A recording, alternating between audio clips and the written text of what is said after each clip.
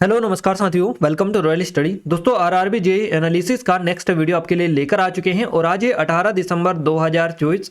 आज हम first shift का जो एनालिसिस है ये बेसिकली कवर करेंगे। इससे पहले हम जितने भी दिन आपका एग्जाम हुआ है 16-17 में आपको ऑल शिफ्ट का एनालिसिस हमने कवर करवा दिया है। यहाँ पर आपको आई बटन पर लिंक दे देंगे, अगर आप चाहें तो जाकर चेकआउट भी कर सकते हैं। इन वीडियोज़ की PDF के लिए आपको एप्लीकेशन को डाउनलोड कर लेना है, टेलीग्राम चैनल और ग्रुप को ज्वाइन कर लीजिएगा, दोनों जगह पर आपको PDF मिल जाएगी। क्लियर है। और गाइज इससे पहले वाली जो PDF थी हमने एप्लीकेशन पर अपडेट कर दी है, तो जाकर आप चेकआउट कर लीजिएगा, डिस्क्रिप्शन में लिंक आपको मिलेंगे। वीडियो को अगर अभी तक लाइक नहीं किया है तो वीडियो को लाइक और इस एग्जाम से रिलेटेड पल पल की अपडेट के लिए आप चैनल को सब्सक्राइब करके भी रखिएगा, क्योंकि जैसे ही नया वीडियो आएगा उसका नोटिफिकेशन आपको सबसे पहले मिल पाएगा। तो चलिए स्टार्ट करते हैं आज के हमारे फर्स्ट शिफ्ट की ओर। और फर्स्ट शिफ्ट का जो पहला क्वेश्चन है आज आपके स्क्रीन पर आ चुका है। क्वेश्चन नंबर फर्स्ट है हमारा, दिल्ली सल्तनत का पहला शासक कौन था? तो कुतुबुद्दीन ऐबक आपका करेक्ट आंसर रहेगा। दिल्ली सल्तनत जो थी इसका पहला शासक था कुतुबुद्दीन ऐबक। दिल्ली सल्तनत का पहला शासक कुतुबुद्दीन ऐबक था और ऐबक जो है मोहम्मद गोरी का एक गुलाम था, तुर्क गुलाम था ये मोहम्मद गोरी का कुतुबुद्दीन ऐबक। गोरी की हत्या के बाद साल 1206 में ऐबक ने जो है सत्ता संभाली थी और दिल्ली का पहला सुल्तान ये बेसिकली बना था कुतुबुद्दीन ऐबक। और इस वंश को गुलाम वंश या फिर मामलुक वंश के नाम से भी जाना जाता है। इस वंश के कई जो शासक है पूर्व गुलाम थे। और दिल्ली सल्तनत काल को कुछ ऐतिहासिक ग्रंथों में 1192 से 1526 334 वर्ष तक बताया गया है। दिल्ली सल्तनत की पहली और आखिरी जो महिला शासक थी इनका नाम था रजिया सुल्तान। 1236 से 1240 कुल 4 साल इन्होंने शासन किया था। तो याद रखना है शासक यह रही थी दिल्ली की। दिल्ली का पहला जो सैयद शासक था ये खिजर खान था। इसका शासन था 1414 से 1421 तक। तो याद रखिएगा, काफी ज्यादा इंपॉर्टेंट है गाइस। ये आरपीएफ कांस्टेबल के लिए स्पेशल टेस्ट सीरीज है हमारी, जो सिर्फ और सिर्फ 79 रुपीज की प्राइस पर अभी दी जा रही है। लिमिटेड टाइम है, अगर अभी तक एनरोल नहीं किया है तो गोल्डन अपॉर्चुनिटी आप सभी लोगों के लिए। इसमें आपको लेटेस्ट डेटा मिलेगा पूरा का पूरा और 500 से अधिक टेस्ट आप मिलेंगे, जिसमें study material, PDF notes, PDF file, e books, previous year paper, सारी कुछ चीजें होंगी। लेटेस्ट पैटर्न पर बेस्ड है पूरी की पूरी। कोई डाउट है, कुछ क्वेरीज आप हमें नंबर पर भी कांटेक्ट कर सकते हैं। डिस्क्रिप्शन में लिंक एक बार जाकर जरूर से चेकआउट कर लीजिएगा। कोई भी डाउट है, कुछ क्वेरीज है तो डिस्क्रिप्शन में लिंक है, पेड कोर्स में जाकर चेकआउट करिएगा, सारी चीजें आपको मिल जाएंगी, है ना। इसके अलावा आपको SSC GD और NTPC के लिए भी अवेलेबल है, इन सभी की लिंक डिस्क्रिप्शन में जाकर चेकआउट कर लीजिएगा। अगला क्वेश्चन है हमारा, भारत के राष्ट्रीय महिला जो आयोग है इसकी पहली अध्यक्ष कौन थी? तो जयंती पटनायक आपका करेक्ट आंसर रहेगा। भारत सरकार द्वारा 31 जनवरी 1992 को राष्ट्रीय महिला आयोग NCW national commission for women का गठन किया गया था।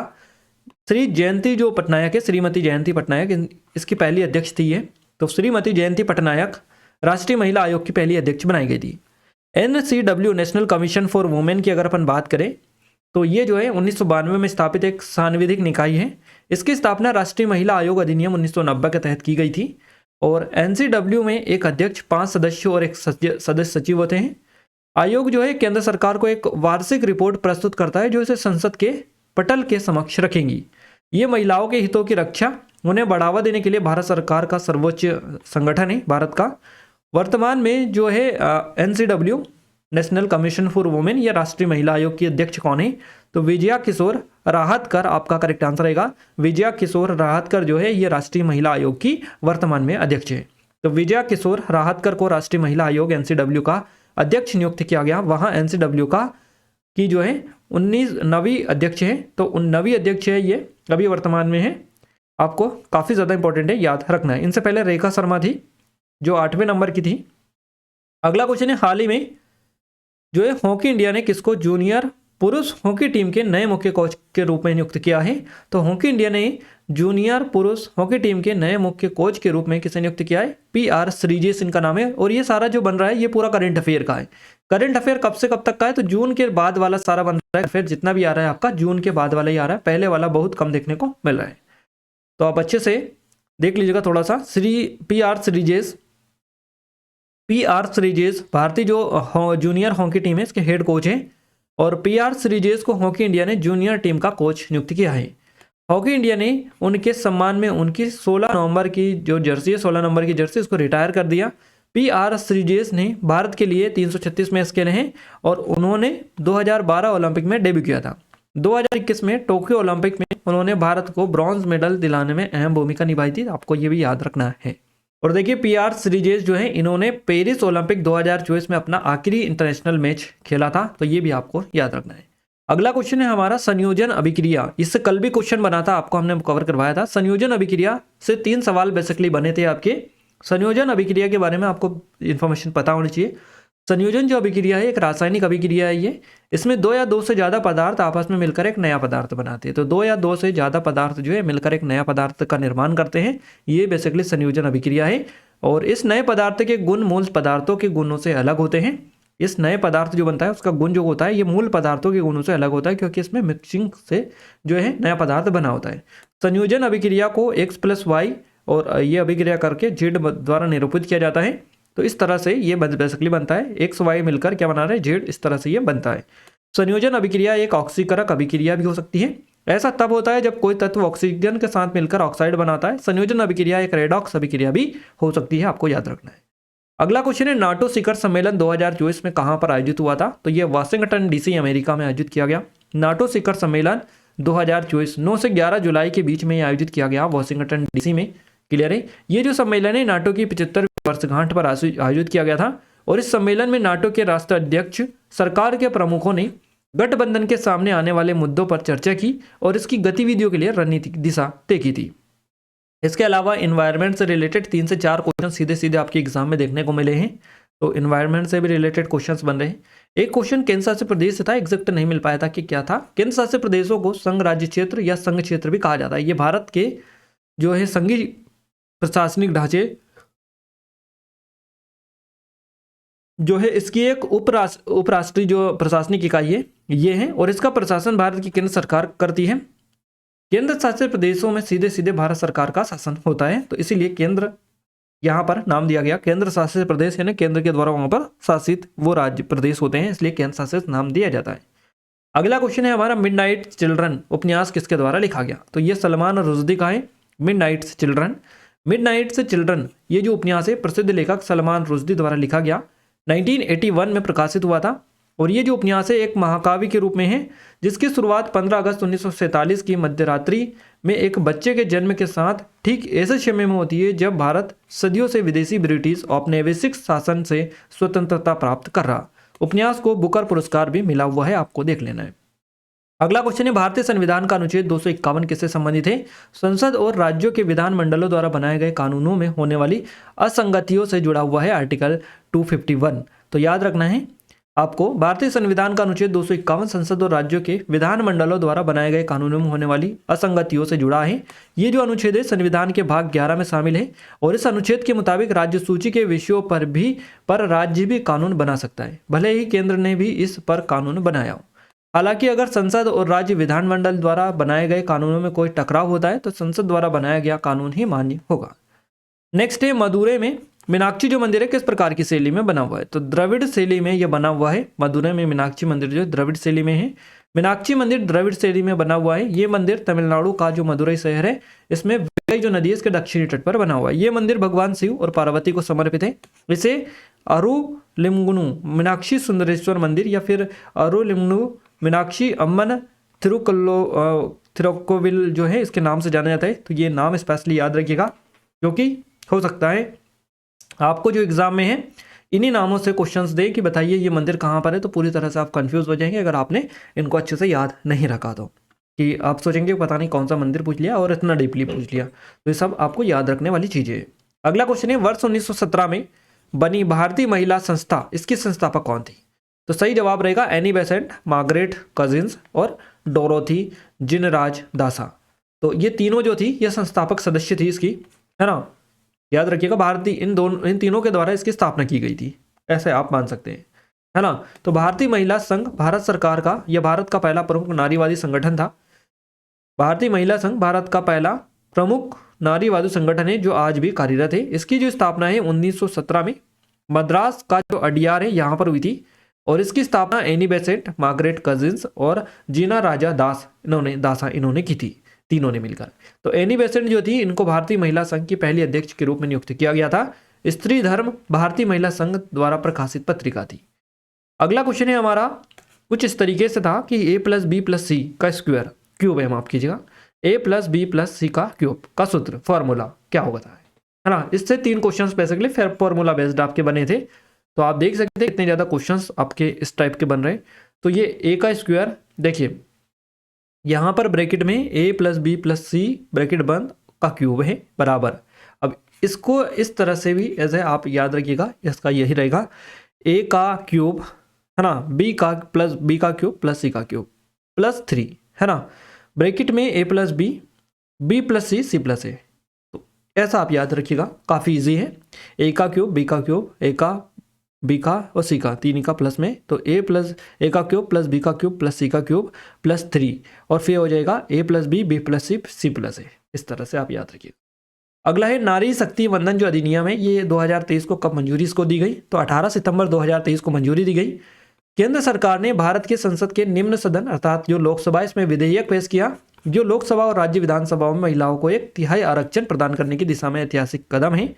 तो वर्तमान जो सरकार है 18 सितंबर को 2023 को केंद्रीय मंत्रिमंडल ने नारी शक्ति वंदन जो अधिनियम है 2023 को मंजूरी दी।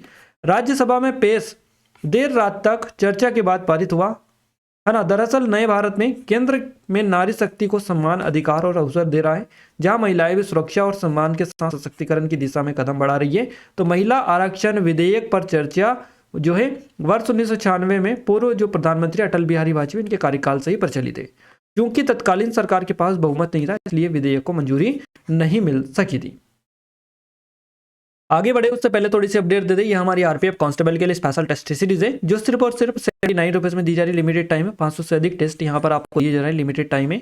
डेमो अभी तक चेकआउट नहीं किया तो कर लीजिएगा, इसमें स्टडी मटेरियल, पीडीएफ नोट्स, बहुत सारी चीजें मिलेंगी, आप एक बार जाकर चेकआउट कर लीजिएगा। लेटेस्ट पैटर्न पर बेस्ड है, ये नंबर है, कोई डाउट है कुछ करे तो कॉन्टैक्ट भी कर सकते हैं। तो आप डिस्क्रिप्शन में पेड कोर्स जो है वहां पर जाकर चेक करिएगा, आपको व्यवस्थित रूप से सबसे कम प्राइस में मिल जाएगा। ये एसएससी डीडी के लिए स्पेशल है, इसकी भी लिंक डिस्क्रिप्शन में जाकर चेकआउट कर लीजिएगा। ऑनलाइन टेस्ट सीरीज है, लेटेस्ट पैटर्न पर, ये नंबर है, कोई डाउट है कुछ करे तो कॉन्टैक्ट कर सकते हैं और डिस्क्रिप्शन में इसकी भी लिंक आपको मिल जाएगी। ये हमारी एमपीएसआई के लिए स्पेशल है, इसकी भी लिंक डिस्क्रिप्शन में है। साथ ही एनटीपीसी वाली जो है वो भी जल्द आपके लिए आने वाली है, तो आप थोड़ा सा पैसा रखिएगा, जल्द से जल्द अपडेट करवा दी जाएगी, है ना। तो ये सारी चीजें आप एक बार जाकर विजिट कर लीजिएगा। अगला क्वेश्चन है, राज्य पुनर्गठन अधिनियम 1956 के तहत कितने केंद्र शासित प्रदेश बनाए गए थे? तो 6 केंद्र शासित प्रदेश बनाए गए थे। राज्य पुनर्गठन अधिनियम 1956 के तहत 6 केंद्र शासित प्रदेश बनाए गए थे। अंडमान और निकोबार द्वीप समूह, लक्षद्वीप, मिनी कॉय या फिर अमनद्वीप द्वीप समूह, दिल्ली, मणिपुर, त्रिपुरा, है ना, ये बनाए गए थे। आपको याद रखना है, अभी वर्तमान में ये एग्जिस्ट नहीं करते, मणिपुर, त्रिपुरा आपको बताइए। तो ये बनाया गया था 1956 के तहत केंद्र शासित प्रदेश, तो वहां पर ये बात की जा रही है। इस अधिनियम को पारित करने से पहले दिसंबर 1953 में राज्य पुनर्गठन आयोग का गठन किया गया और इस आयोग ने 2 साल के अध्ययन के बाद भारत की सीमाओं को 14 राज्य और 6 क्षेत्रों में बांटने का प्रस्ताव दिया। इस प्रस्ताव के कुछ हिस्सों को राज्य पुनर्गठन अधिनियम 1956 में अपनाया गया। अगला क्वेश्चन है, चक्रवात दाना या साइक्लोन दाना का नाम किसने तय किया? तो ये जो किया गया किस देश के द्वारा ये तय किया गया? तो कतर जो है इसके द्वारा ये बेसिकली तय किया गया। और कई बार आपको सऊदी अरब भी ऑप्शंस में दिया रखा, कई जगह अगर आप पढ़ेंगे तो सऊदी अरब भी आपका आएगा कि सऊदी अरब में दिया है।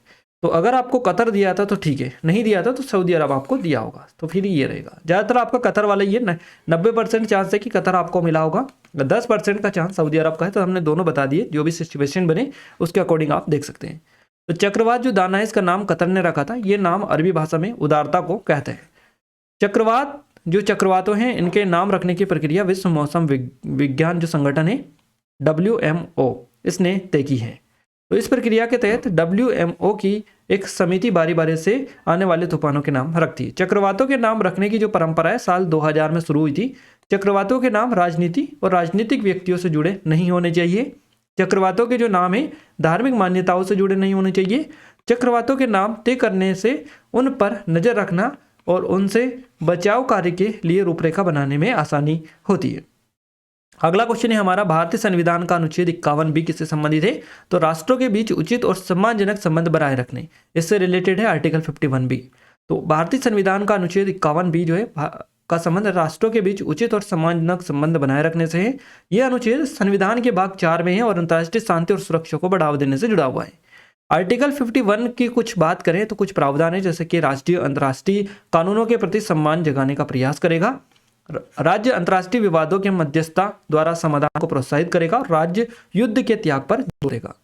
नेक्स्ट क्वेश्चन कुछ इस तरीके से कि प्रॉपर सीवेज ट्रीटमेंट में क्या काम कम होता है ना, कम है ये तो प्रॉपर सीवेज जो ट्रीटमेंट है इससे क्या कम होता है, तो जल प्रदूषण जो है इससे कम होता है।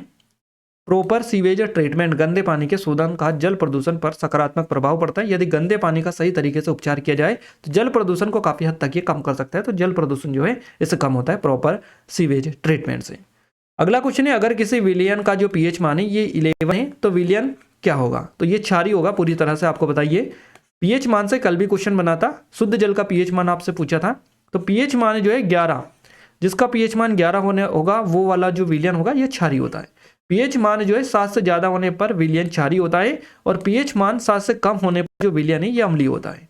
तो पीएच मान 7 होने पर विलियन जो है ये उदासीन होता है, ये भी आपको याद रखना है। बराबर अगर 7 होगा तो ये उदासीन होगा, कम होगा तो क्या होगा, अम्लीय होगा, और ज्यादा होगा तो क्षारीय होगा। आपको आसानी से याद रख लेना है। तो यहाँ पर जितने भी क्वेश्चंस थे आपके एग्जाम पॉइंट ऑफ व्यू से इंपॉर्टेंट या आपके एग्जाम में क्वेश्चंस जो भी बने थे वो हमने सारे के सारे कवर करवा दिए, लगभग जितने भी हमें मिल पाए थे सारे। अगर आपने सेकंड शिफ्ट में एग्जाम दिया था और वीडियो को आप देख रहे हैं तो आप सेकंड शिफ्ट के क्वेश्चंस भी हमें टेलीग्राम पर जरूर सेंड कर दीजिएगा। हमने मैसेज वहां पर डाल दिया है तो जाकर सेंड कर दीजिएगा ताकि हम जल्द से जल्द आपको वीडियो दे पाए। ये कुछ ऑनलाइन कोर्सेस है जिनके बारे में ऑलरेडी आपको बता ही चुके हैं। अगर आप चाहें तो डिस्क्रिप्शन में लिंक है, काफ़ी कम प्राइस में आपको मिल रहे हैं, लिमिटेड टाइम है, एनरोल नहीं किया है तो कर लीजिएगा। इन वीडियोस की पीडीएफ के लिए एप्लीकेशन को डाउनलोड कर लीजिएगा, टेलीग्राम चैनल ग्रुप को ज्वाइन कर लीजिएगा, दोनों के लिंक आपको डिस्क्रिप्शन में मिल जाएगी। वीडियो को अभी तक लाइक नहीं किया तो आप सभी से रिक्वेस्ट है कि वीडियो को लाइक और चैनल को सब्सक्राइब भी जरूर से कर लीजिएगा। साथ ही बेल आइकन को ऑल पर सेलेक्ट करके अपने दोस्तों के साथ शेयर भी कर दीजिएगा ताकि हमें सपोर्ट मिले, मोटिवेशन मिले, आपके लिए और अच्छी से अच्छी वीडियोस हम लाने की कोशिश करते रहें। तो मिलते हैं गाइस हमारे नेक्स्ट स्टडी वीडियो में, तब तक के लिए जय हिंद, वंदे मातरम।